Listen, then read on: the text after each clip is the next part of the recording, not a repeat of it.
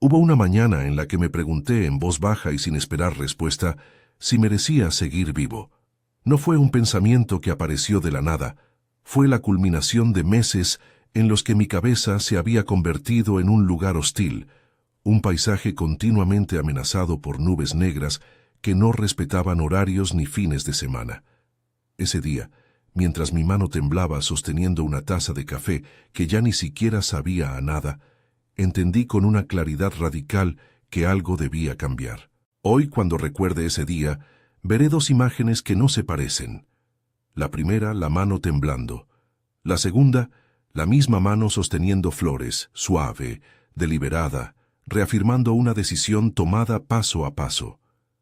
El título que le pongo a todo esto es simple: El cambio de vida de quien superó la ansiedad.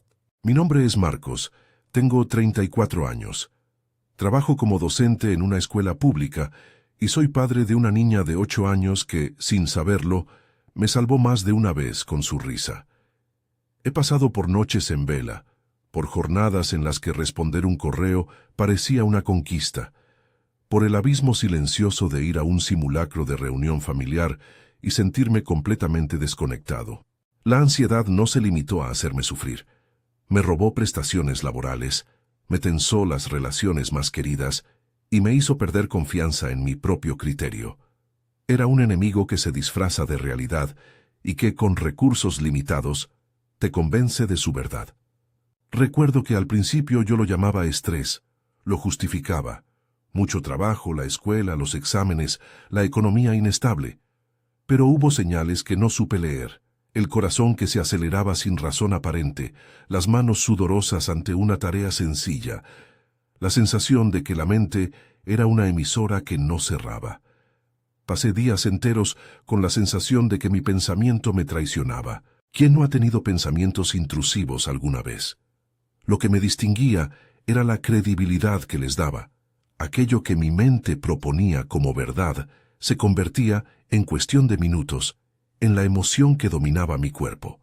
Si la cabeza decía, todo está mal, el cuerpo actuaba como si así fuera. La energía desaparecía, la voz se quebraba, los proyectos se posponían. Me sentía prisionero de mi propio cerebro. Hubo un episodio que marcó un antes y un después. Fue una mañana cualquiera, una luz pálida entrando por la ventana. Mi hija se fue al colegio. Mi mujer ya había salido para su turno. Yo me quedé en la cocina, mirando el microondas como si fuera un oráculo. Fue entonces cuando los pensamientos llegaron con una claridad aterradora. ¿Y si todo sería más fácil si desapareciera?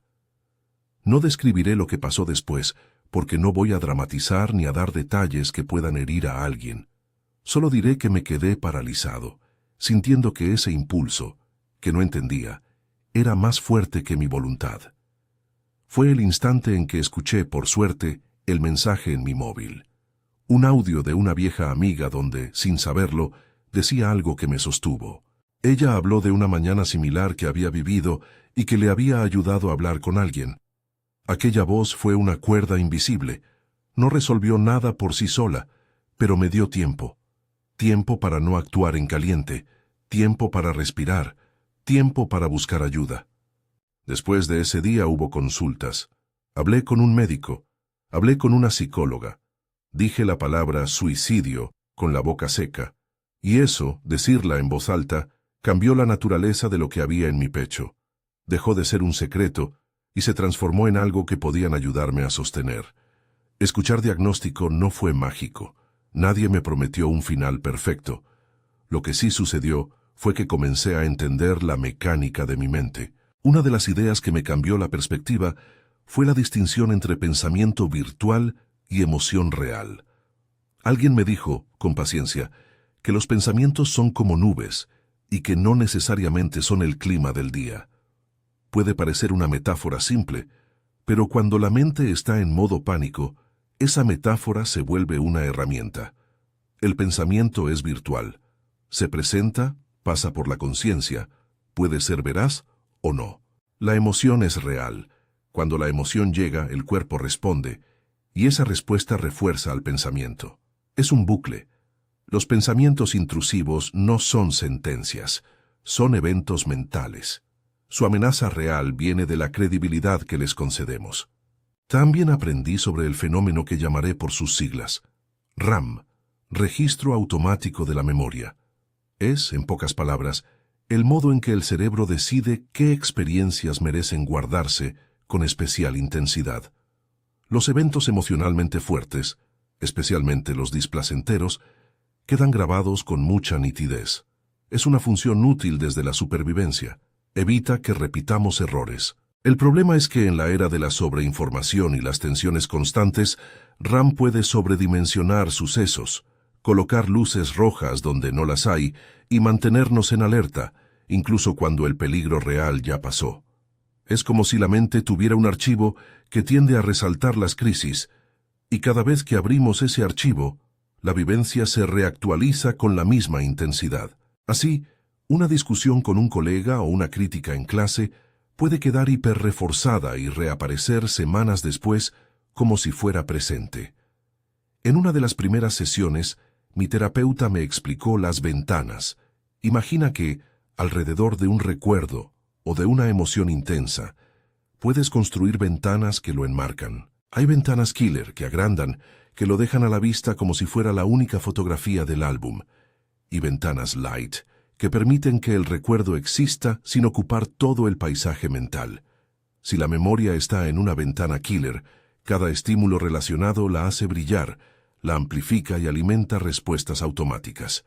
Si logras crear ventanas light, la memoria sigue ahí, pero no obliga a tu cuerpo a recrear la tormenta cada vez. La diferencia entre ambas ventanas fue, para mí, un punto de partida para poder caminar sin tropezar a cada paso con recuerdos que me devolvían al mismo lugar oscuro. En paralelo a esas explicaciones, me hablaron de gatillos, estímulos, un olor, una frase, una mirada, que activan asociaciones emocionales. Recuerdo que uno de mis gatillos más potentes fue el teléfono vibrando cuando esperaba una mala noticia. Antes, un mensaje era solo un mensaje. Con la ansiedad, el sonido del móvil era un detonador.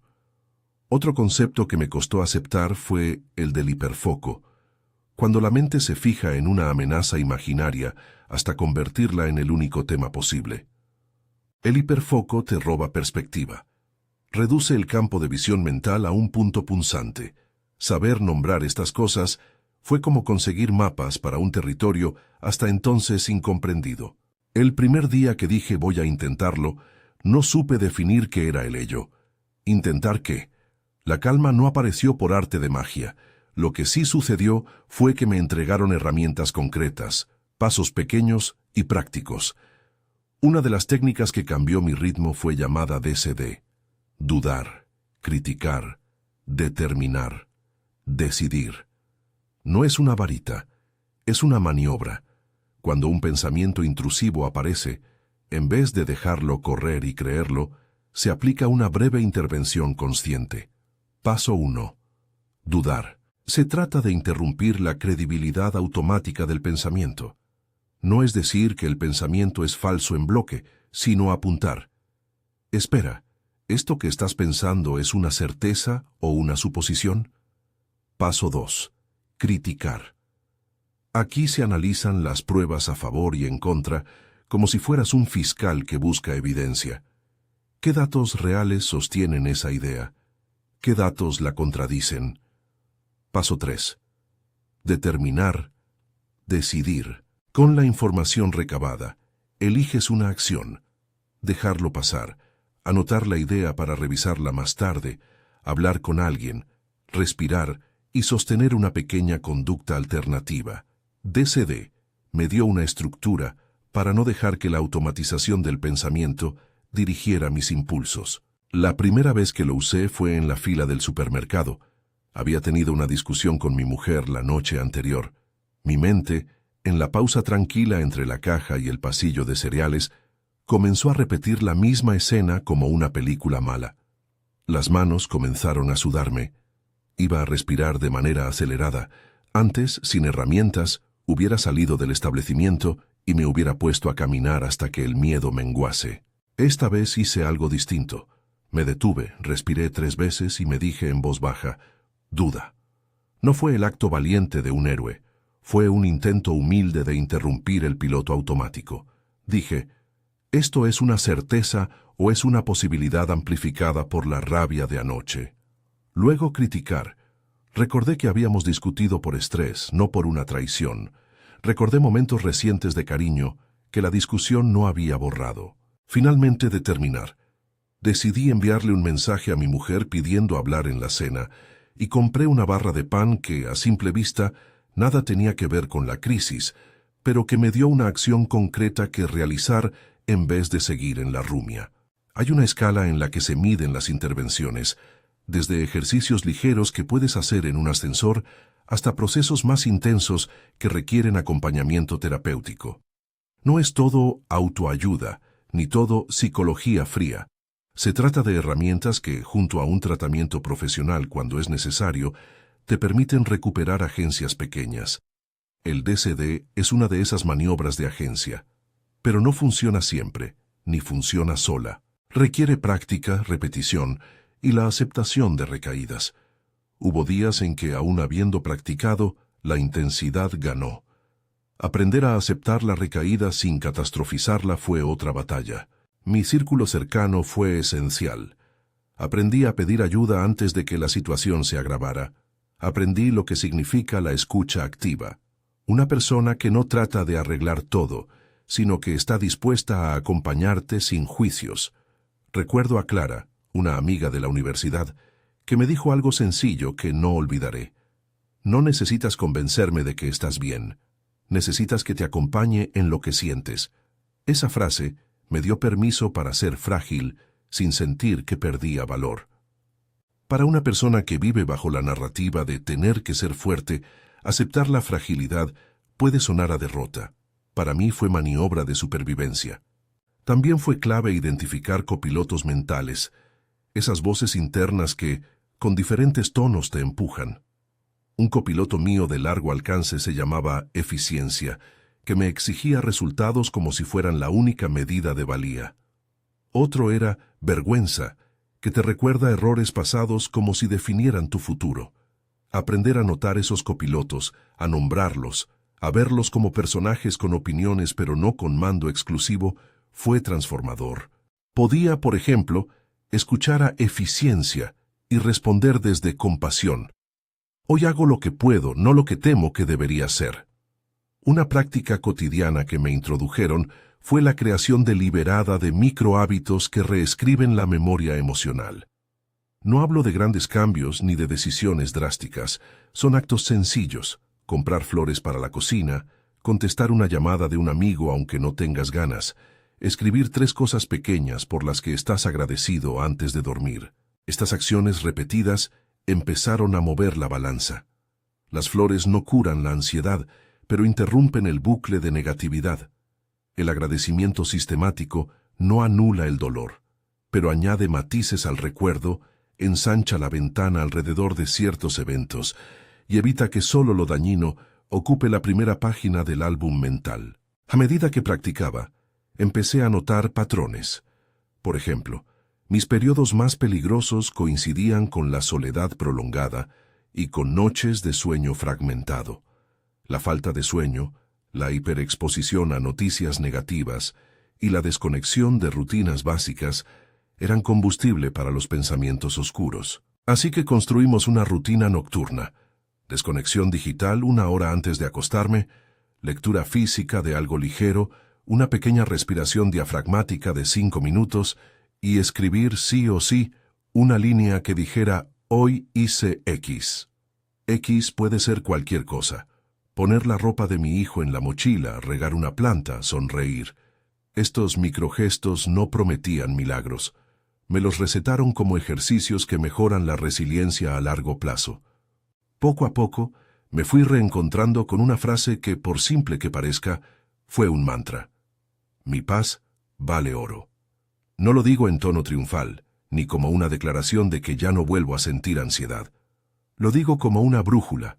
Cuando algo mina mi tranquilidad, lo valoro y decido. Eso no implica huir de responsabilidades, sino proteger mi centro para poder estar disponible para los míos. La paz se convirtió en criterio. Cada decisión, por pequeña que fuera, tuvo ese filtro. Esto protege o erosiona mi paz. En una sesión recordé cómo, en la adolescencia, había aprendido a resolver crisis sin preguntar. Me enorgullecía una fortaleza que, con los años, se había deformado hasta convertirse en aislamiento. Fue entonces cuando, en un taller de escucha activa, aprendí herramientas para intervenir cuando alguien dice, o no dice, que se siente mal. Practicamos frases sencillas. Cuéntame más. No tienes que justificártelo. ¿Quieres que busquemos ayuda juntos? Esos enunciados, inofensivos en el papel, son fundamentales para crear una red preventiva. Mi familia aprendió a usar esas frases con tacto. A veces, la persona que escucha no posee respuestas. Su valor está en hacer de espejo y en sostener la presencia. La parte social de la recuperación fue tan crucial como la individual. Empecé a participar en grupos pequeños donde se hablaba de RAM, de ventanas, de microhábitos. Escuchar a otros narrar sus recaídas me hizo menos solitario y desactivó la narrativa falsa de que uno es el único que falla. Además, me iluminó una responsabilidad colectiva.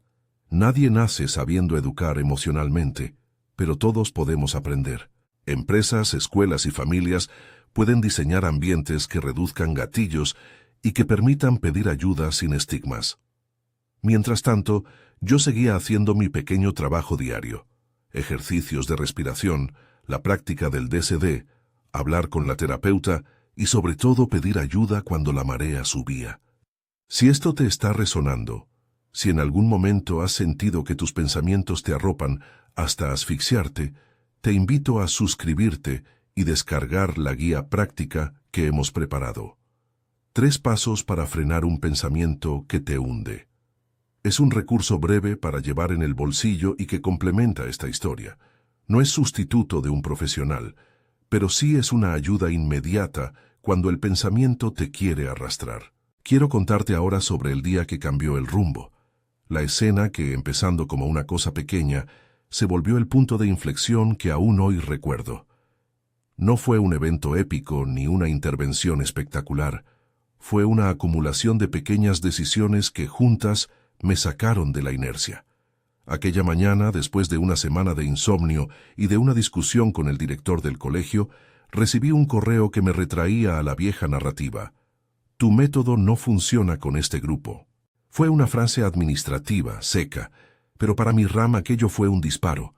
Se activaron recuerdos de humillaciones pasadas, la voz interna, eficiencia, gritó que no valía, y mi cuerpo reaccionó con la vieja ansiedad.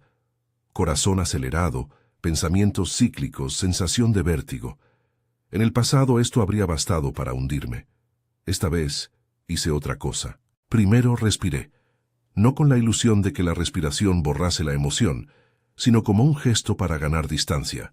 Segundo, apliqué DCD en voz alta. Dudo de esto por un momento. ¿Qué evidencia hay de que no valgo? ¿Qué evidencia hay de que sí tengo aportes? ¿Qué puedo decidir ahora para que esto no me arrastre? Mientras hablaba, pensé en mi hija, en las tardes que habíamos pasado leyendo cuentos, en la profesora que una vez me elogió por mi paciencia. No anulé el correo. Lo leí con atención y respondí de forma profesional, solicitando una reunión para aclarar criterios. Pareció pequeño. Fue, sin embargo, un acto de liderazgo sobre mi mente. Elegí actuar desde una base distinta, no desde el temor, sino desde la curiosidad y la responsabilidad. Aún así, no quiero romantizar el proceso. Tuvimos retrocesos.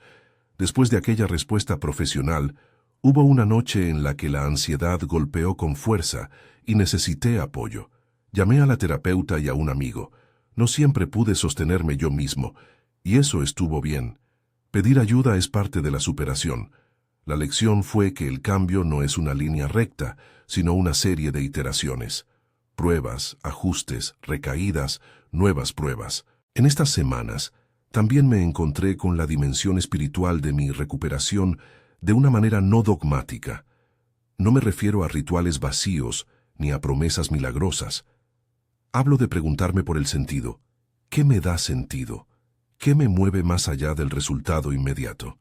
La respuesta varió con el tiempo.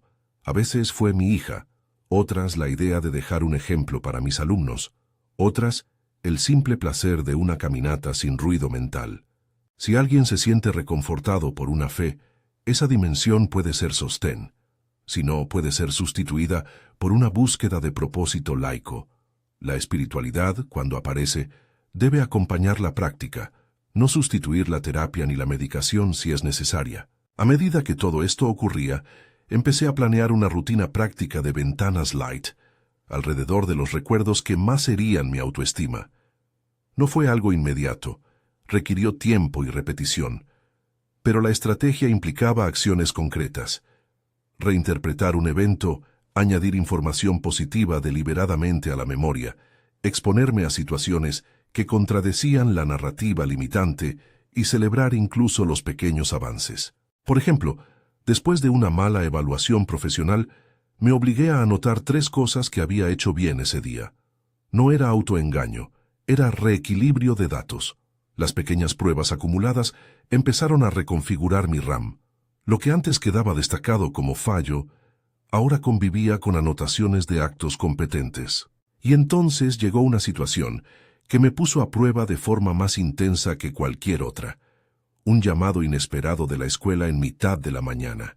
Mi hija había tenido un episodio de ansiedad en el recreo porque una compañera la acusó de algo que no había hecho. Verla incómoda, apenada y triste activó en mí protectores que eran también gatillos. De pronto todas mis heridas se mezclaron. La urgencia por ayudar a mi hija, el miedo a repetir patrones, la sensación de que si yo no podía sostenerla, iba a estar fallando como padre. Sentí el pulso subir, la mente girar hacia historias de fracaso, y la vieja voz que decía «no eres suficiente» asomó con voz alta. Fue el momento en que la teoría se encontró con la práctica. Tenía que aplicar lo aprendido, no para mí solamente, sino para acompañar a alguien más sin dejar que mi historia interfiriese. Me preparé para ir a la escuela con una intención distinta. No solo calmar a mi hija, sino observar mis propias reacciones. En el coche, antes de entrar, hice una lista mental de recursos. DCD, respiración. Preguntar primero. Escuchar sin defender. Mientras aparcaba, sentí miedo de no poder sostenerla. Pensé en la frase que me había salvado tantas veces: mi paz vale oro. No porque mi tranquilidad sea más importante que la de mi hija, sino porque si pierdo la paz, me vuelvo ineficaz para ayudarla.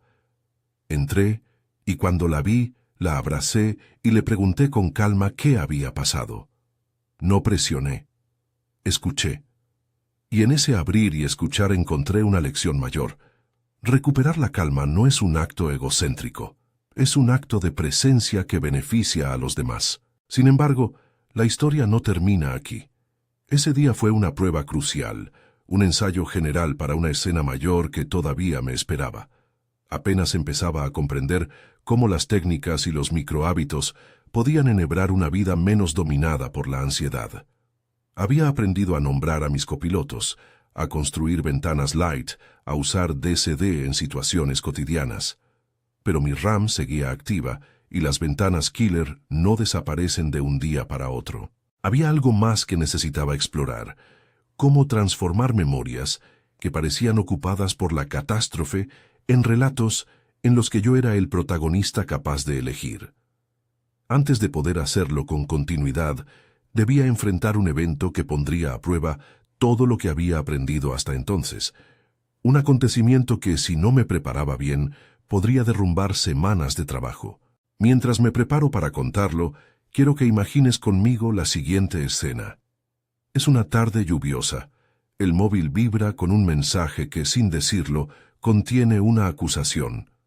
Mis manos comienzan a temblar y la garganta se me cierra. Tengo herramientas, tengo apoyo, tengo miedo. Empiezo a aplicar DCD otra vez. ¿Funcionará esta vez? ¿Podré sostener la calma o la tormenta ganará terreno? Entré en el coche con las manos aún húmedas por la lluvia y el mensaje vibrando en el bolsillo como un pequeño martillo. No necesitaba abrirlo para intuir el tono. Las palabras del director aún resonaban en mi cabeza, y mi RAM había predispuesto mi mirada a encontrar otra afrenta. Sentí el pulso subir, El copiloto Eficiencia empezó a hablar con su voz aguda. Si no arreglas esto ahora, todo se vendrá abajo.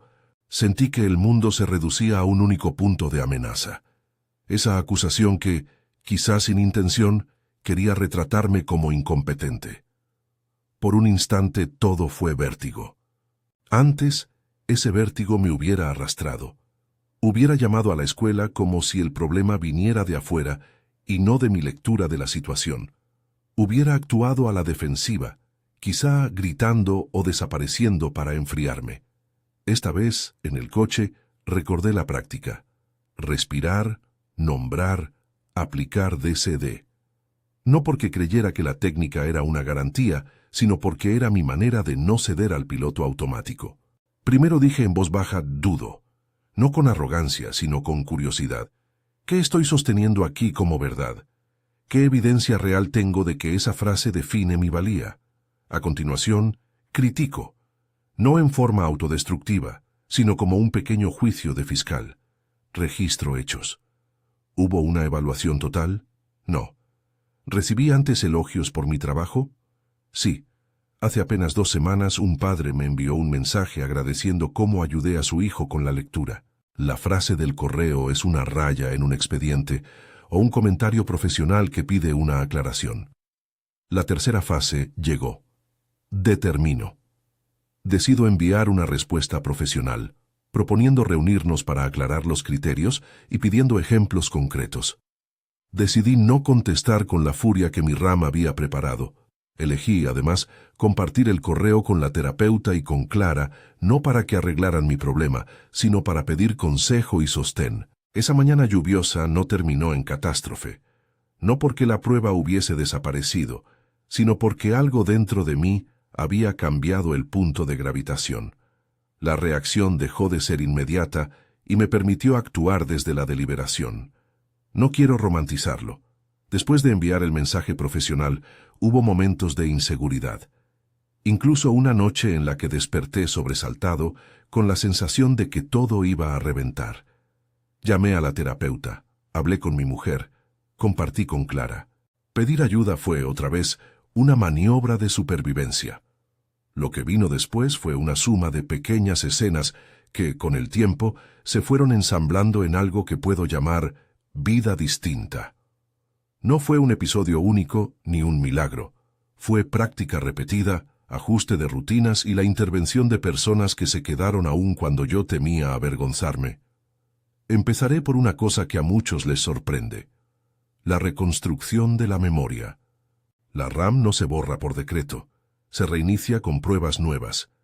Así que nos pusimos a trabajar como quien reordena un archivo. Añadimos documentos que contradecían la narrativa del fracaso. Un ejercicio sencillo que practicaba cada semana era la hoja de evidencia.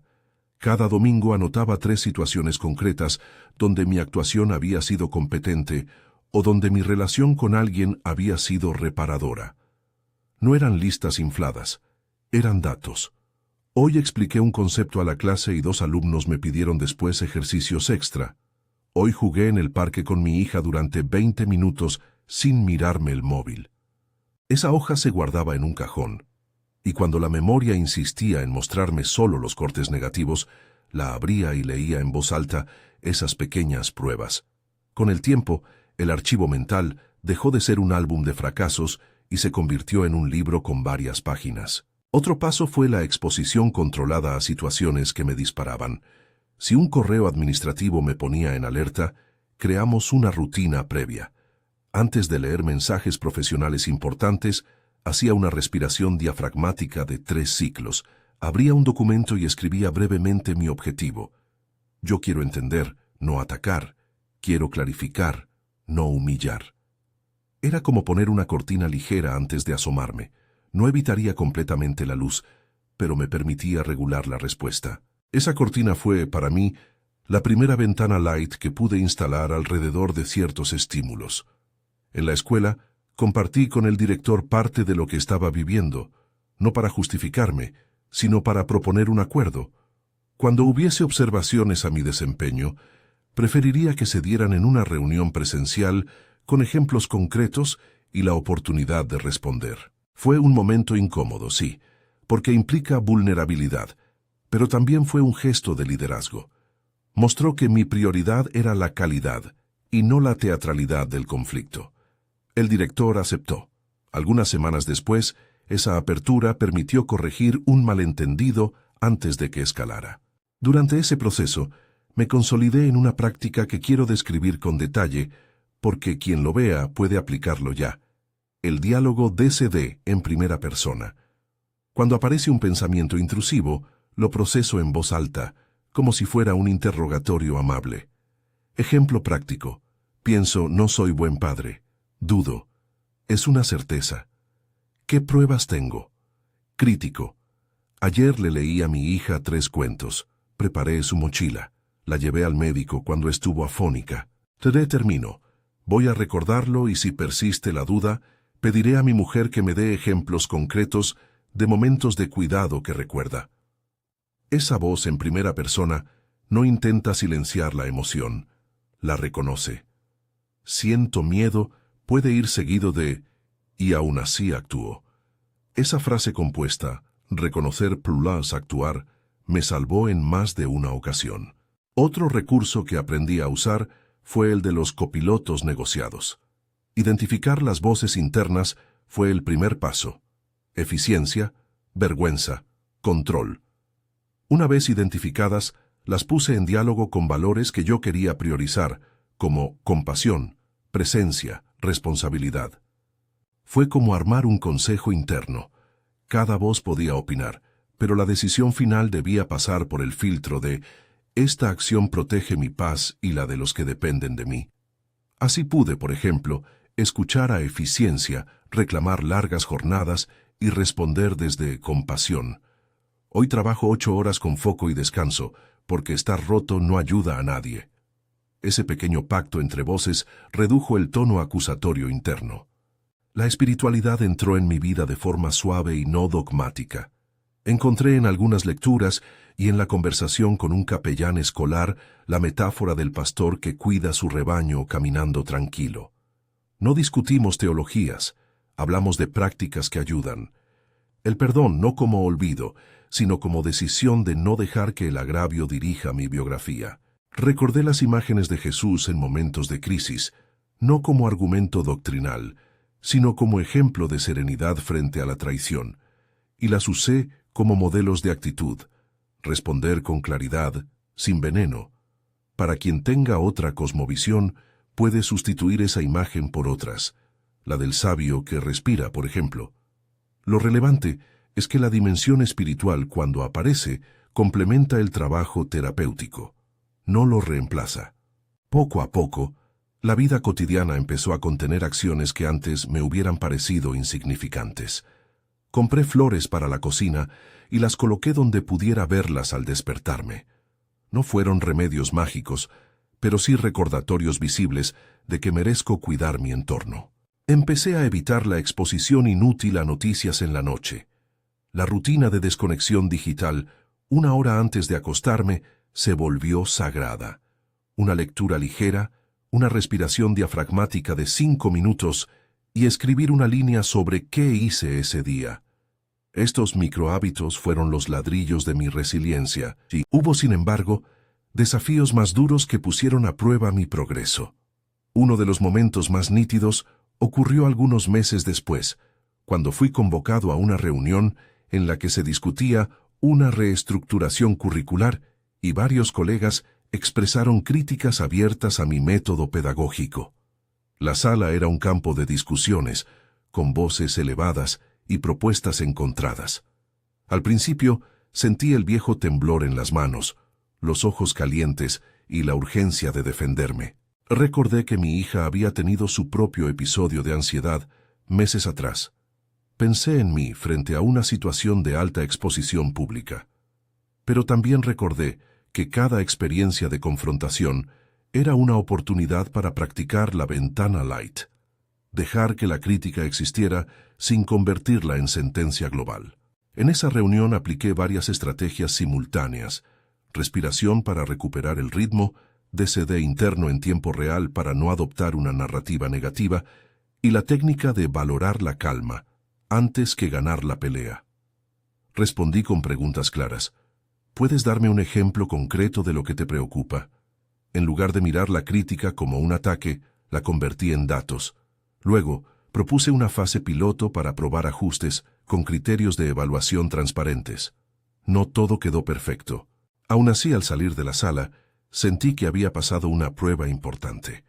La ansiedad no había dirigido la respuesta. Yo la había conducido hacia una acción constructiva. Un elemento que fortaleció mi cambio fue empezar a enseñar lo que aprendía. Compartir lo que me funcionaba no fue un acto de exhibicionismo, fue una necesidad. Empecé por una sesión en la escuela sobre escucha activa, para colegas y familias. Mostré la metáfora de las ventanas. Dibujé en una pizarra cómo una memoria puede ocupar todo el paisaje mental o ubicarse en una esquina con luz tenue. Hablamos de gatillos comunes en la comunidad escolar y de frases prácticas para acompañar. Puedo escucharte. No hace falta que lo contestes ya.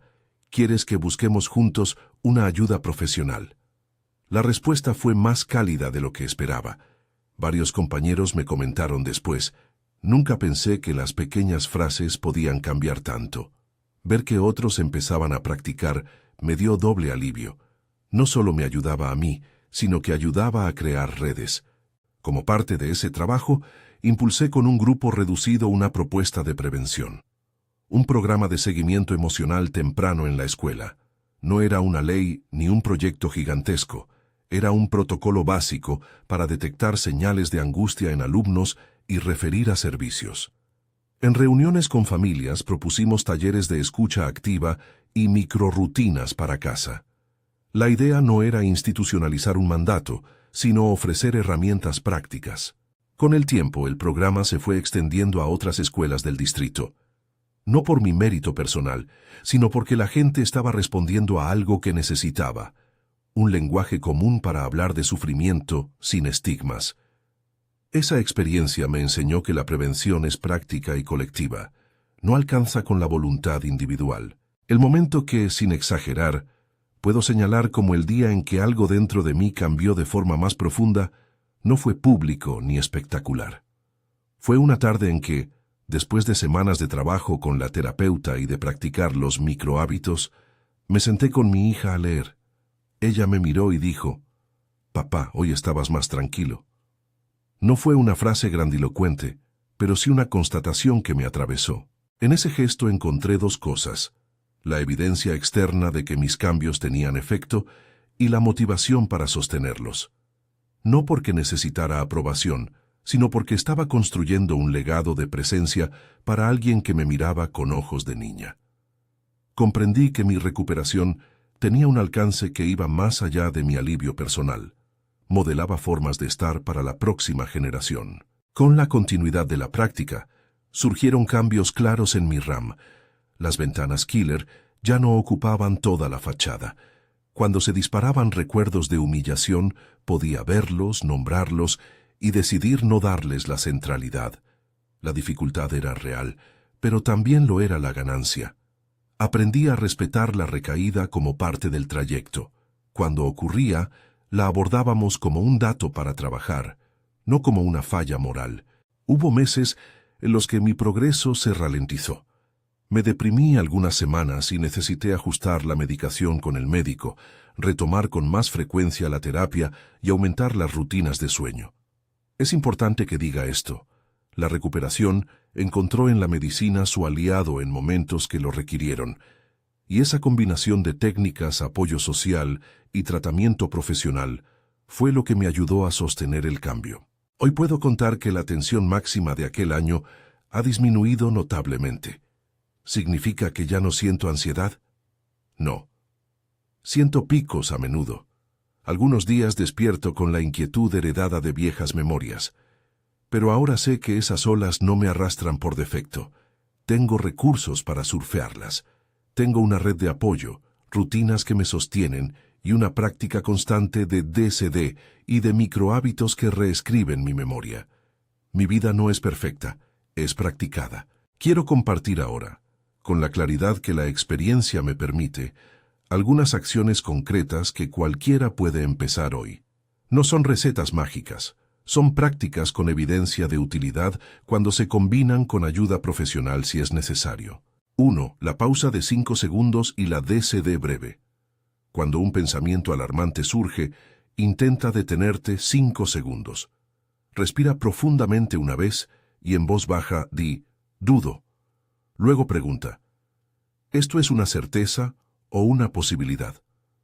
Reúne 2 pruebas a favor y 2 en contra, por pequeñas que sean. Decide una acción concreta, dejarlo pasar, escribirlo para volver luego o hablar con alguien. Practícalo hasta que sea un reflejo. 2. La hoja de evidencia semanal. Todos los domingos escribe 3 cosas concretas que hiciste bien durante la semana. Guárdalas en un cajón y recurre a ellas cuando tu mente busque pruebas de fracaso. No es autoengaño, es reequilibrar datos. 3. Rutina nocturna de desconexión. Desconecta pantallas 1 hora antes de dormir, haz una lectura ligera, practica 5 minutos de respiración diafragmática y escribe una línea que diga, hoy hice X. Esta práctica mejora el sueño y reduce la hipervigilancia. 4. Ventanas light intencionales. Cuando un recuerdo te domina, añade deliberadamente información positiva a ese recuerdo. Por ejemplo, si recuerdas una discusión, anota 3 actos posteriores en los que la relación siguió funcionando. Con el tiempo, se reequilibra la memoria. 5. Red de apoyo y escucha activa. Aprende frases sencillas para acompañar a otros y pídeles a ellos que practiquen contigo. Decir, cuéntame más, o no tienes que estar bien ahora, es más útil de lo que parece. 6. Busca ayuda profesional cuando la intensidad lo requiera. Si los pensamientos suicidas aparecen con frecuencia o hay riesgo, contacta a un profesional de salud mental y una línea de apoyo local. No lo dejes en secreto. Compartirlo salva vidas. Además de estas prácticas, hay una responsabilidad colectiva que necesitamos asumir. Escuelas, empresas y familias pueden transformar sus ambientes si adoptan pequeñas políticas, pausas activas en el trabajo, protocolos de escucha en centros educativos, programas de mentoría para empleados que padecen estrés crónico.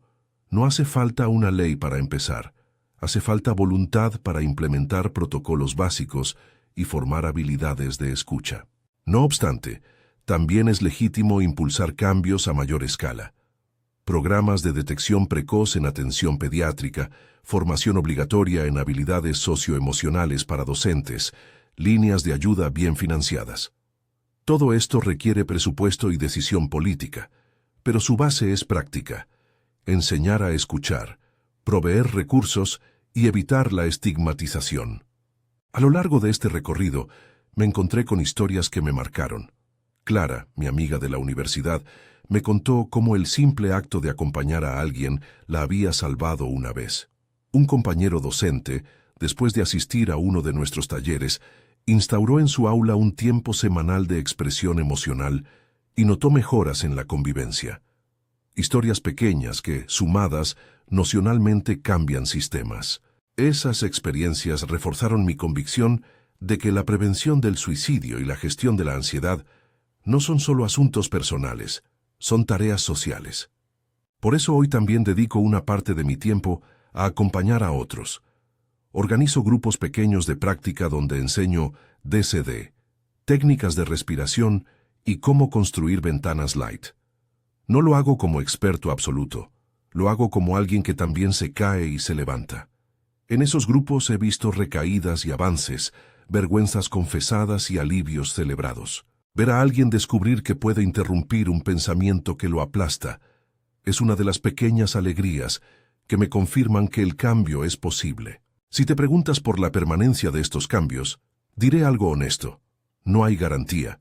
Habrá recaídas, habrá días de miedo y semanas de incertidumbre. Lo que sí hay es una mayor probabilidad de sostenerse cuando cuentas con herramientas, con gente que te escuche y con un entorno que no te margina por sentir. La recuperación es un proceso acumulativo. Cada pequeña acción que eliges y repites es un ladrillo que hace menos probable que una tormenta momentánea te derribe por completo. Hoy, cuando miro atrás, Veo una línea salpicada de tropiezos y de renovaciones. Recordar el día en que pensé en rendirme no me sirve para revivir el dolor, sino para medir la distancia recorrida. Mi mano todavía puede temblar en momentos de estrés, pero también sabe sostener flores.